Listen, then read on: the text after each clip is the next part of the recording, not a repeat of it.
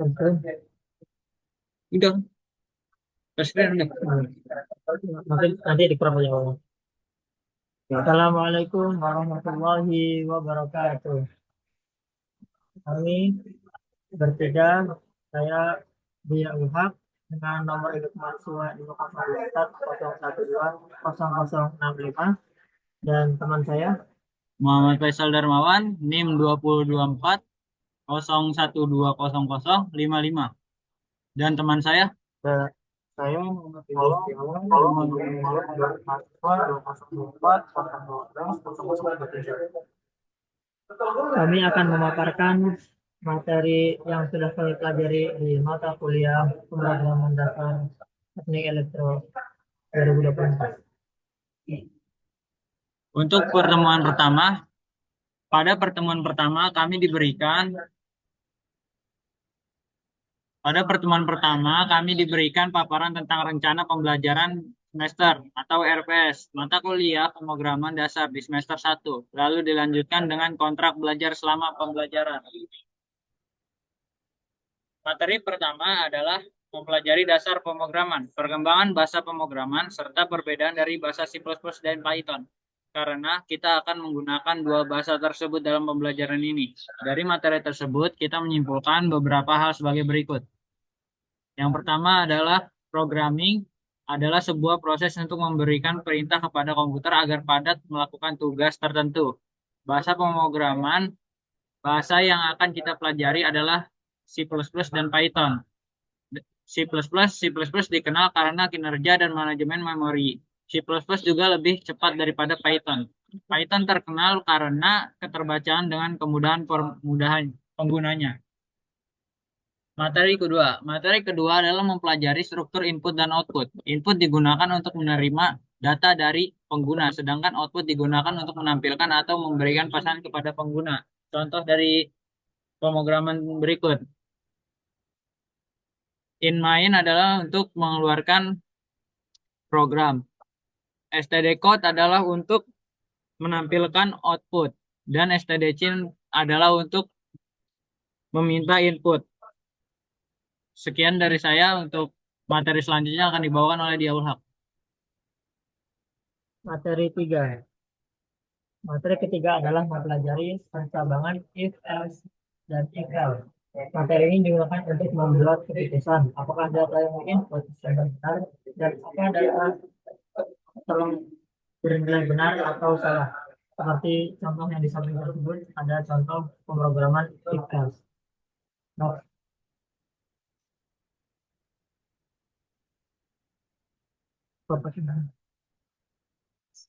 if adalah pernyataan kondisi yang digunakan untuk membuat keputusan berdasarkan kondisi tertentu.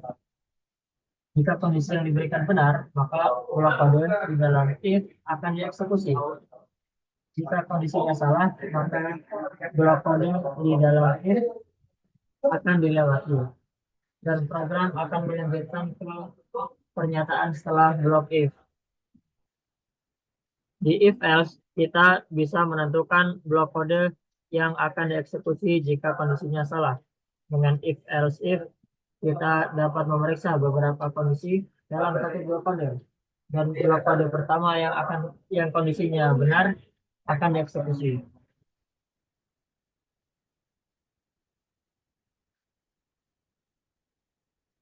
Akan dilanjutkan dengan saudara Rini. Oke, selanjutnya itu materi 4. Materi 4 itu adalah switch case. Switch case adalah salah satu struktur.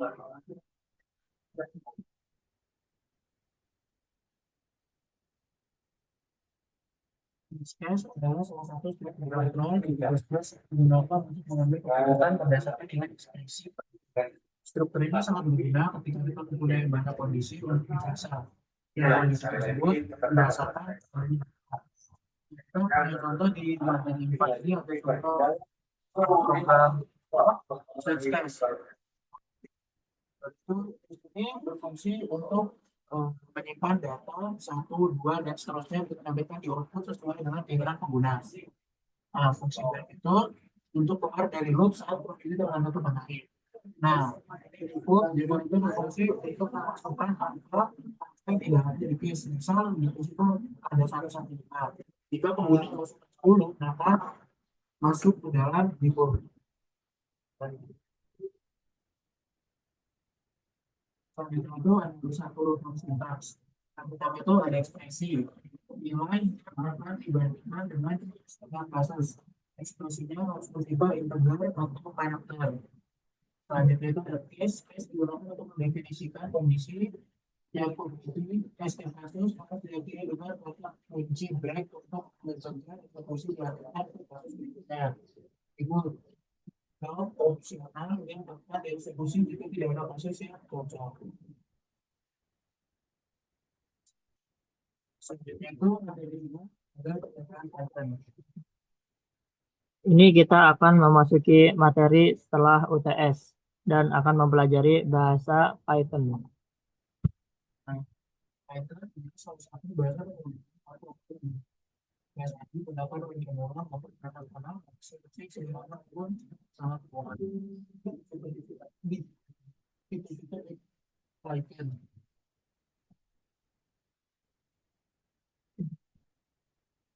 Itu ada fitur-fitur di Python. Yang pertama itu ada interpreter, tidak perlu kompilasi dijalankan langsung atau interpreter. Selanjutnya itu ada yang level atau gitar, abstraksi yang lebih baik dari gitar perangkat keras. Yang ketiga, digital compose dapat digunakan untuk berbagai jenis aplikasi.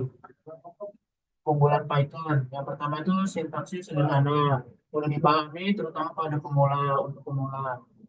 Komunitas besar, dokumentasi dan dukungan yang melimpah.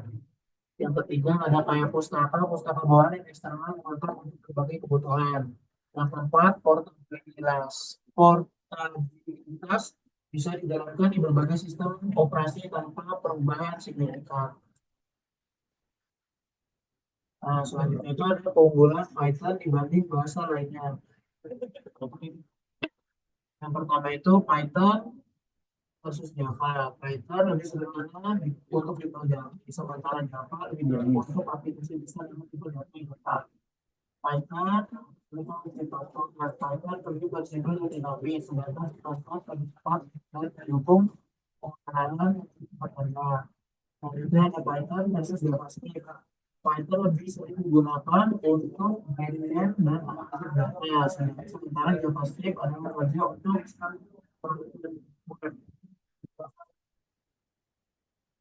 terima. Selanjutnya itu ada percobaan Python. Dan hal itu untuk memahami konsep percobaan, conditional statements, yang kedua mengetahui sintaks dasar percobaan di Python, yang ketiga mengaplikasikan percobaan dalam program sederhana, yang keempat melakukan pencarian soal untuk memperdalam pemahaman. Selanjutnya itu definisi. If adalah penerimaan kondisi yang digunakan untuk membuat keputusan berdasarkan kondisi yang diberikan. Jika kondisi yang diberikan benar, maka mau kode dalam if akan eksekusi. Jika kondisi salah, maka pulau kode dalam if akan dilewati dan program akan melanjutkan ke pernyataan setelah blok if. Nah, selanjutnya itu ada jenis kecabangan. Yang pertama itu if else statement. If di sini berguna untuk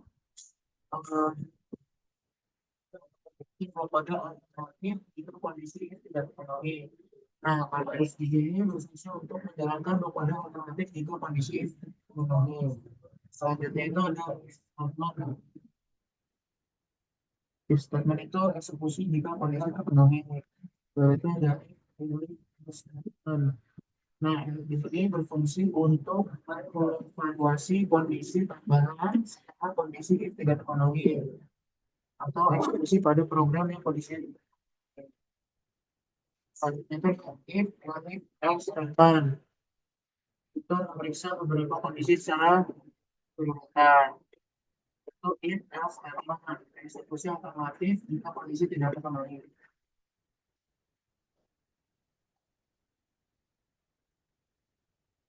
Ya, dilakukan oleh pasal.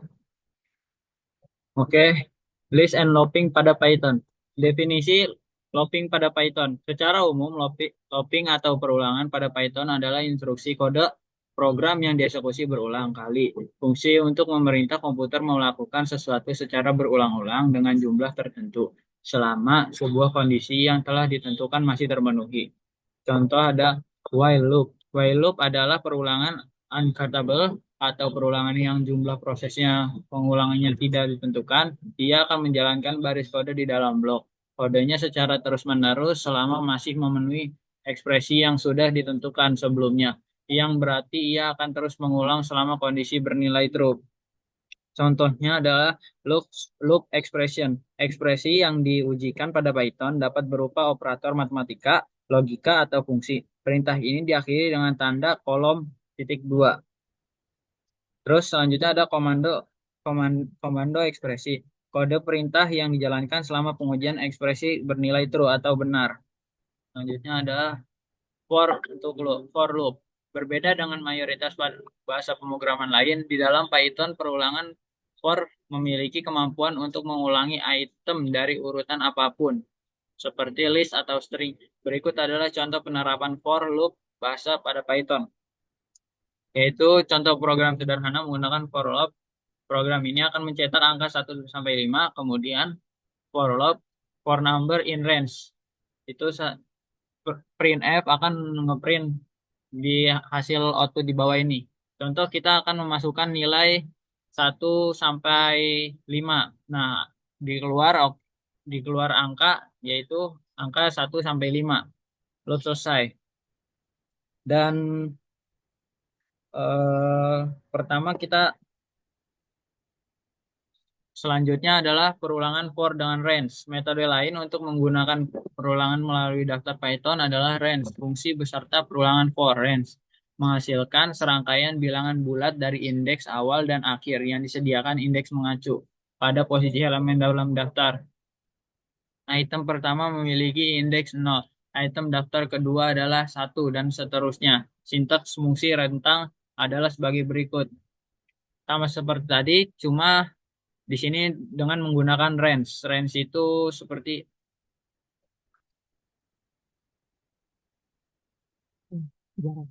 range itu artinya adalah jarak. Sama seperti tadi, dia akan misal kita masukkan angka 5, maka dia akan keluar angka 5 dan loop selesai. Metode lain untuk melakukan perulangan melalui daftar Python dengan range